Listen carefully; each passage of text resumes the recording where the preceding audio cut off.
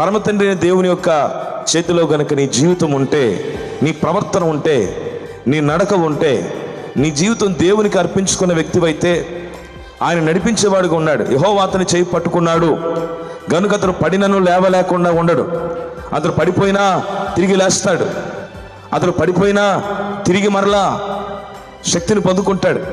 ఎందుకంటే అతని చేయి పట్టుకున్న ప్రభువు ఉన్నాడు. ఆమేన్.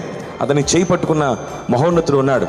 అతను విడిచిపెట్టలేదు, ఆయన వదిలిపెట్టలేదు. ఆయన ఆదరించే దేవుడు, ఆశీర్వదించే దేవుడు, ఆలోచనకర్తగా ఆయన ఉన్నాడు.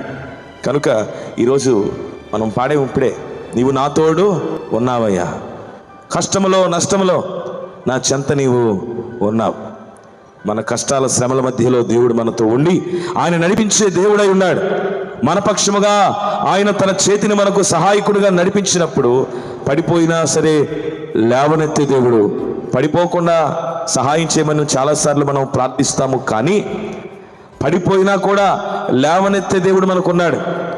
పడిపోయినా కూడా మరలా తిరిగి నూతన ఉజ్జీవంతో, తిరిగి నూతన బలముతో లేపగలిగేట్టుగా దేవుడు మనకు సహాయం చేసేవాడు.